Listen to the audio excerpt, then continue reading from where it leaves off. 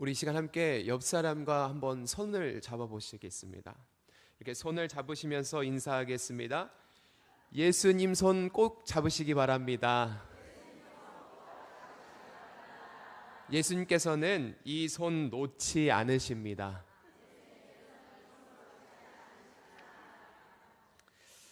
아멘. 1928년 헝가리에서 태어난 종군 기자 엘리 위젤이 쓴 이 밤이라는 책 중에는요, 제2차 세계대전 당시에 독일에 살고 있던 유대인들이 이 나치 정권 하에서 대량 학살을 할 때 총지휘자인 사람은 히틀러였지만 그에 못지않게 굉장히 주동자격의 유대인이 한 사람이 있었습니다. 바로 아돌프 아이히만이라는 사람입니다. 그는 유대인이었지만요, 잔혹한 민족 학살의 실무를 총 책임하는 사람이었습니다. 그래서 600만 유대인들을 비참하게 죽게 하는데 아주 지대한 영향을 끼쳤던 사람이었습니다. 하루는 아이히만이 이 거리에서 이 큰 장대를 세워서요, 한 어린 소녀를 목매에 달아두고 많은 사람들이 그 밑으로 지나가게 했습니다. 마침 그곳을 지나가고 있던 이 엘리 위젤이요, 그에게 당신이 믿고 있는 하나님은 어디 계십니까? 라고 호소하자 그 소리를 들은 아이히만은 능청스럽게 지금 저 소년과 함께 죽어가고 있습니다 라고 말했습니다. 이 전쟁이 끝난 후 이 아이히만은요, 이 자신의 극악무도한 죄는 분명히 무서운 심판을 받을 것이라는 이 두려움 때문에 누구도 찾지 못할 곳으로 잠적해 버렸습니다.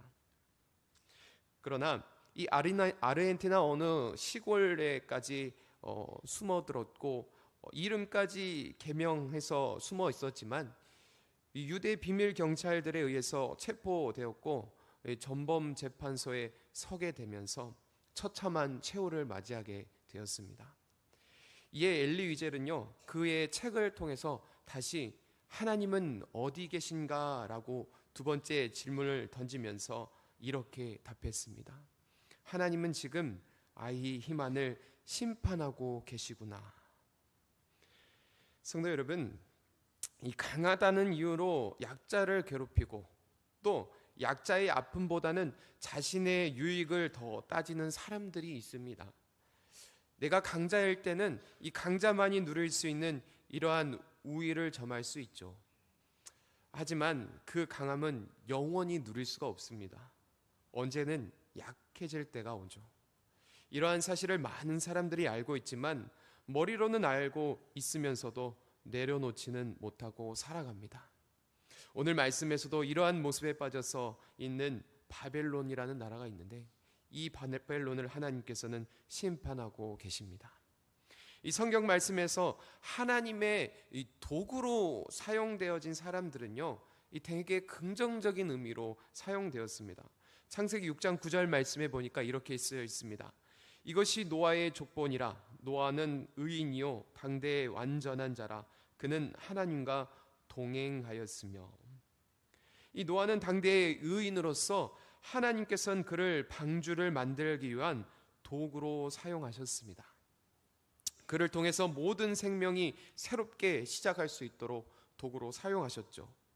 또 사도 바울은 다메섹에서 예수 그리스도를 만난 후부터 그는 회심하였고 하나님께서 그를 통하여 하나님의 나라를 전파하는 도구로 사용되었습니다. 그리고 오늘 말씀 이후 이 전에서 하나님께서 도구로 사용한 나라가 나오는데, 이 오늘 말씀의 후반부인 예레미야서 51장 20절 말씀입니다. 우리 한번 같이 읽어보도록 하겠습니다. 여호와께서 이르시되 너는 나의 철퇴 곧 무기라.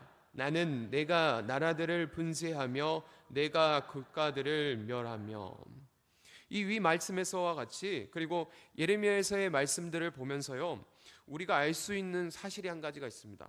그것은 하나님께서 이 바벨론도 도구로 사용하셨다라는 사실입니다. 이스라엘 백성들과 여러 나라를 심판하시는 도구로 바벨론을 사용하셨습니다. 그런데 바벨론을 하나님은 직접 이 바벨론을요, 하나님께서는요, 자신이 직접 사용하신 철퇴라고까지 말씀하시죠. 이 철퇴로 인해서 많은 나라들이 무너졌고 부서졌고 마치 고기가 분쇄하듯이 최후를 맞이했습니다. 이처럼 이 바벨론이라는 나라는 하나님의 철퇴라는 도구로서 그의 이름에 걸맞게 충실히 그 일들을 이행했습니다. 그런데 이러한 하나님의 사용하심을 생각해 본다면 오늘 말씀에서 나오는 이 심판에 대해 한 가지 질문이 생길 수 있습니다. 바로 왜 하나님께서는 바벨론을 들어서 도구로 사용하셔 놓고 그들을 심판하셨는가 하는 질문입니다. 이 질문에 대한 답변을 먼저 드리자면요, 하나님의 도구로 사용되었다라고 해서 꼭 하나님께서 선택하신 하나님의 사람은 아니라는 사실입니다. 그러니까 하나님의 도구와 하나님의 백성은 무관하다는 것이죠. 이러한 사실을 생각해 본다면 우리가 하나님을 믿지 않아도요, 바벨론처럼 강건하고 또 높아질 수 있고 또 굉장히 부유해질 수 있습니다. 또 지식이 많은 사람이 될 수도 있고요, 높은 자리에도 올라갈 수 있다고 이야기를 하고 계십니다. 우리가 예수님을 믿으면서 세상을 살아가다 보면요, 이렇게 기도하기도 하죠. 하나님, 저는 너무나 낮은 자리에만 있었습니다. 저를 좀 세상 높은 지위에 올려주시기를 기도합니다. 또 하나님, 저는 너무 가지고 싶은 것 그리고 내게 필요한 것들이 너무나 많이 있습니다. 저를 가난하지 않고 돈 많은 부자가 되게 해주십시오. 이러한 기도를 우리가 드릴 수는 있습니다. 그러나 성도 여러분, 이 세상적 부여가 생기고 지위가 올라간다고 해서 하나님과 친밀하다고 이야기할 수는 없습니다. 이러한 이유가 누군가를 짓밟고 무너뜨리고 부수고 올라가기 위한 것이라면 과연 그는 하나님과 사귐이 있는 사람인지 한번 되돌아봐야 될 것입니다. 우리는 누구나 부유해지고 높아지길 바랍니다. 이러한 마음이 나쁜 마음은 아니죠. 그러나 그리스도인이라면, 적어도 예수님을 믿는 사람들이라면 우리는 우리의 부요함보다, 우리의 직위보다 하나님을 더 우선시하는 자들이 되어야겠습니다. 오늘 하나님께서 우리에게 경제적인 부요함을 주지 않으시더라도, 높은 지위를 주지 않으시더라도 신실하신 하나님을 의지하고 믿을 수 있는 저와 여러분들이 되기를 소망합니다. 오늘 앞서 말씀드렸던 노아와 사울 그리고 바벨론, 이들은 모두 하나님의 도구로 사용된 자들입니다. 하지만 이들에게는 극명하게 갈리는 차이가 있었죠. 노아는 하나님의 말씀에 순종하면서 방주를 만들 때 사람들은 그가 미쳤다, 미련한 짓이다 라고 손가락질을 했을 것입니다. 그럼에도 그는 하나님을 자신의 유일한 나의 구세주시고 나의 주인으로 모시면서 그 일을 묵묵히 해내갔습니다. 사울은 예수님을 모르는 죄인이었지만 그가 예수님을 만난 후부터는 회심하고 나서 전적으로 하나님을 신뢰하는 자로 살았던 자입니다. 그러나 바벨론을 보십시오. 오늘 본문 예레미야서 51장 7절 말씀입니다. 바벨론은 여호와의 손에 잡혀 있어 온 세계가 취하게 하는 금잔이라 뭇 민족이 그 포도주를 마심으로 미쳤도다. 여기서 사용하는 이 금잔은요, 이 강함과 부요함을 뜻하는 의미를 가지고 있다고 합니다. 바벨론은 하나님을 주인으로 생각하지 않았습니다. 왜 그랬을까요? 그들은요, 자신들이 강대하다라는 것을 알고 있었습니다. 그들은 자신이 지식이 많다라는 것을 알고 있었습니다. 그들은 자신이 명성이 자자하는 것다라는 것을 알고 있었죠. 그들은 자신의 능력을 의지하는 교만에 빠졌기에 하나님을 보지 못했습니다. 그러나 이 금잔이라는 이름을 얻을 수 있던 것도요, 이 바벨론의 힘이 아니라 전적인 하나님의 능력이었습니다. 자신이 누렸던 경제적인 풍요와 군사적 강대함은요, 하나님께서 심판의 도구로 사용하시기 위해서 선택하신 수단에 불과하다는 사실입니다. 이는 바벨론이 스스로 능력이 출중했기 때문에 그들이 하나님 앞에서 선했기에 도구로, 심판의 도구로 사용하신 것이 아니라는 것입니다. 그들은 이스라엘 백성들의 죄를 회개시키고 변화시킬 도구로 사용되었을 뿐이지, 결국 그들은 자신들의 죄악으로 인해서 심판받을 자들이라는 사실입니다. 그러나 이러한 사실을 깨닫지 못한 바벨론은 그들의 강대함에서 오는 교만함으로 자신들의 우상이 하나님을 이겼다고 착각하면서 이스라엘 백성들을 유린하고 하나님을 대적하고 모욕하는 죄악을 통해서 심판의 끝으로 달려갑니다. 잠언 16장 18절부터 20절 말씀에는 이렇게 적혀 있습니다. 우리 한번 같이 읽어보도록 하겠습니다.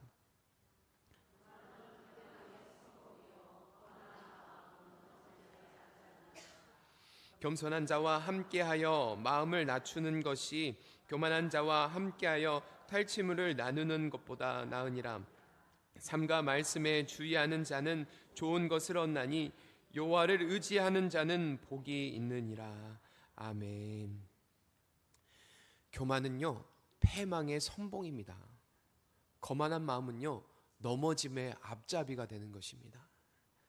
아무리 교만하여서 교만한 자와 함께해서 재물을 많이 모을지라도요, 그러한 재물은요, 겸손한 자에 비교할 바가 안 됩니다. 하나님을 의지하는 자에게 의지하는 자에 비할 바가 안 된다라는 사실이지요. 성도 여러분, 우리는 이러한 바벨론을 바라보면서 우리에게도 이러한 모습이 있지 않은지 한번 생각해 보아야겠습니다. 우리가 삶을 살아가다 보면요, 하나님의 말씀대로 살아가는 것보다 이 자신의 지식과 자신의 지혜를 의지하며 살아갈 때 오히려 잘 되고 일도 잘 풀리고 수월할 때가 있습니다. 솔직히 말씀대로 드리자면, 말씀에 순종하며 살아가는 것보다 우리가 말씀에 순종하면서 성실히 살아가고 우리가 선하게 살아가면요, 세상에서 손해보는 것도 많습니다. 불편한 점들도 많이 있죠. 오히려 세상을 살아가면서 우리가 습득하게 된 지식과 지혜, 이러한 힘이 더 우리를 쉽고 행복한 삶으로 인도하는 것 같습니다.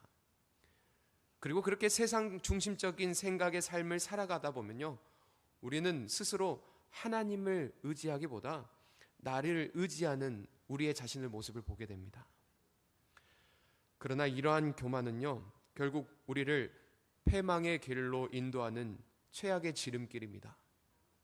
제 아무리 강대한 힘이 있을지라도요, 세상이 견줄 수 없는 지혜가 있을지라도요, 수많은 돈이 있을지라도요, 이러한 교만은 단 한치의 구원도 이루어낼 수 없습니다. 결국 하나님께서 준비한 심판 앞에 아무 힘도 발휘할 수 없다라는 사실이죠. 우리가 의지하는 그 힘과 지식, 능력은 하나님께서 우리의 삶 가운데 단 한 가지만 무너뜨리시더라도 우리는 다시 일어설 수 없습니다. 그렇기에 우리는 교만해서는 안 되겠습니다. 우리의 인생이 우리가 주인 되는 이 교만이 아니라 우리를 죽이기도 하시고 우리를 살리기도 하시며 수월에 내리게도 하시며 건지게도 하시는 오직 하나님 한 분만을 주인으로 모셔야겠습니다. 오늘 이러한 사실을 깨닫지 못한 바벨론에게 하시는 하나님의 심판의 말씀이 있습니다. 우리 함께 한 절씩 교독해 보도록 하겠습니다. 예레미야서 51장 1절부터 4절 말씀입니다. 여호와께서 이와 같이 말씀하시되 보라, 내가 멸망시키는 자의 심령을 부추겨 바벨론을 치고 또 나를 대적하는 자 중에 있는 자를 치되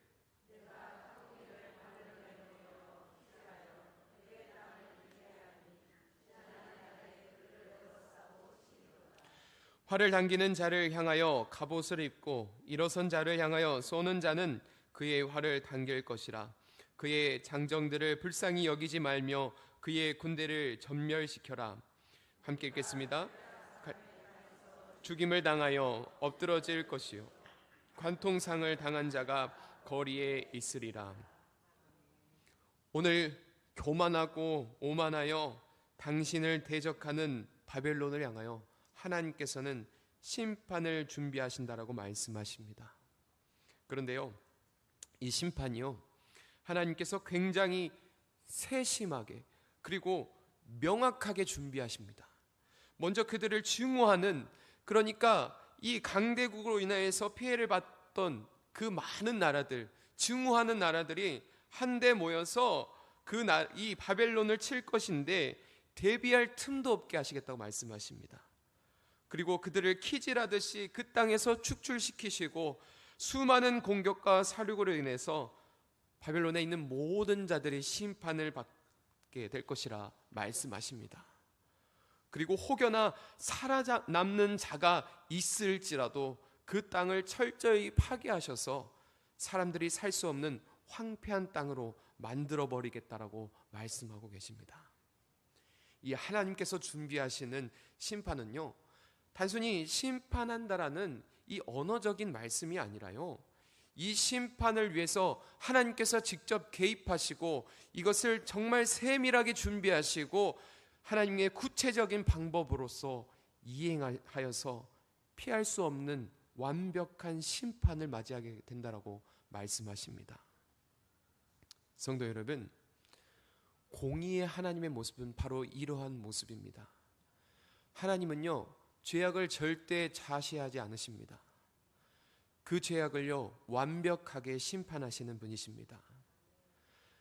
그런데 반대로 심판은 다른 누군가에게 신실한 하나님의 공의의 실현입니다. 오늘 본문 예레미야서 51장 6절 말씀을 우리 함께 읽어보도록 하겠습니다. 바벨론 가운데서 도망하여 나와서 각기 생명을 구원하고 그의 죄악으로 말미암아 끊어짐을 보지 말지어다. 이는 여호와의 보복의 때니 그에게 보복하시리라. 바벨론은 죄악으로 인하여서 심판을 받지만요, 억압받고 있었던 이스라엘 백성들에게는요, 이 바벨론의 심판이 구원이었습니다. 하나님께서는 오늘 이렇게 말씀으로 들려주십니다. 바벨론에서 고통받던 이 이스라엘 백성들아, 이제는 내가 너희를 생명으로 구원하고 너를 구원할 것이다. 하나님께서는 죄악으로 물들어 있던 이스라엘 백성들의 훈계를 그치시고 이제는 그들이 바벨론의 압제에서 해방되어 구원을 얻게 하시겠다고 말씀하십니다. 그때가 언제입니까?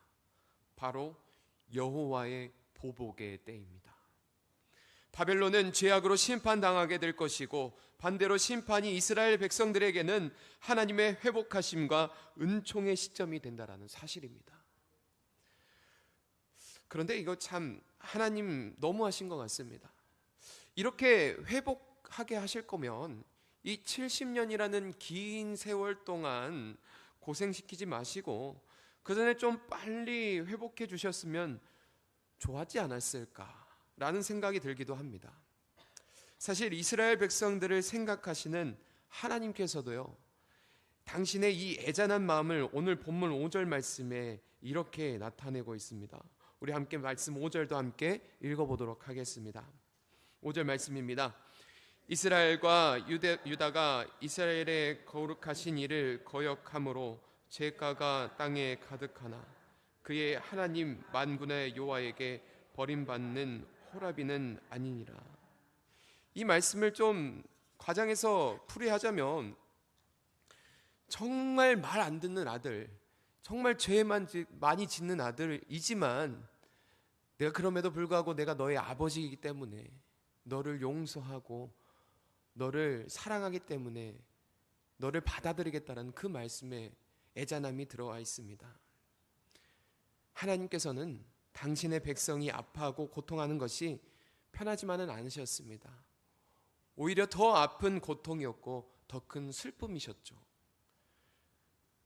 이처럼 이스라엘 백성들은 하나님을 거역하고 거룩하신 하나님의 땅에서 범죄로 가득하였기 때문에 바벨론이라는 심판의 매를 맞게 되었습니다. 하지만 하나님께서는 당신의 자녀들을 절대 버리시지 않으십니다. 그들의 죄는 미워하시지만 그들은 언제나 영원토록 하나님께서 사랑하십니다. 이것이 하나님의 신실한 공의입니다. 성도 여러분, 하나님의 공의하심은요, 교만으로 똘똘 뭉쳐 자신을 의지하는 이 죄악에 빠진 사람들에게는요, 불같은 심판으로 임하십니다. 그러나 연약할 수 있지만, 죄악에 빠져서 무너질 수는 있지만, 그럼에도 불구하고 하나님을 의지하는 이 하나님의 자녀된 자들은요, 다시 일으켜 세우시고 다시 붙잡아 일으키시며 구원의 손길로 인도하십니다. 이것이 바로 오늘 우리에게 주신 하나님의 공의이십니다. 오늘 함께 시편 125편 1절부터 2절 말씀을 함께 읽어보도록 하겠습니다. 여호와를 의지하는 자는 시온산이 흔들리지 아니하고 영원히 있음 같도다. 산들이 예루살렘을 두름과 같이 여호와께서 그의 백성을 지금부터 영원까지 두르시로다. 아멘. 우리가 모진 풍파와 역경, 환난과 고난, 또 우리의 낮음으로 인하여서 세상에 무너지고 아파할 수는 있습니다. 그러나 우리가 하나님의 자녀라는 그 사실 하나마로 하나님은 우리를 사랑하시고 다시 돌이키길 원하시며 그 죄악 가운데서 우리를 건지십니다. 공의의 하나님은 죄를 절대 좌시하지 않으시고 불가같이 심판하시는 분이십니다. 그러나 하나님을 의지하는 자는 그가 연약하여 흔들릴지라도 죄의 유혹에 쓰러질지라도 끝까지 그를 사랑하시는 분이십니다. 하나님의 사랑은 흔들리지 않고 영원하십니다. 오늘 이러한 공의의 하나님을 의지하며 신뢰하며 나아가며 지금부터 영원까지 함께 하시는 하나님의 사랑을 누리며 살아가는 저와 여러분들이 되기를 소망합니다. 기도하겠습니다.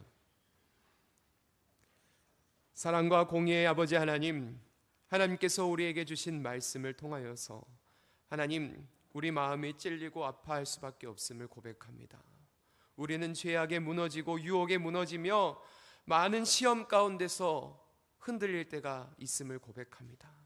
하지만 하나님께서는 우리를 자녀 삼아주셔서 그 자녀 삼아주셨다라는 사실만으로 우리의 이 연약함을, 우리의 이 죄 많음을 용서하시고 우리를 건져주시니 감사드립니다. 하나님, 우리가 하나님께서 오실 그 날까지 하나님을 의지하는 자녀로 살아가게 하여 주시옵소서. 그래야 해서 무너질지라도 아주 엎드러지지 않고 하나님을 의지하며 다시 일어서서 나아가는 그리스도인이 되게 하여 주시옵소서. 이 모든 은혜를 주심에 감사드리오며 모든 말씀 예수님의 이름으로 기도드립니다. 아멘.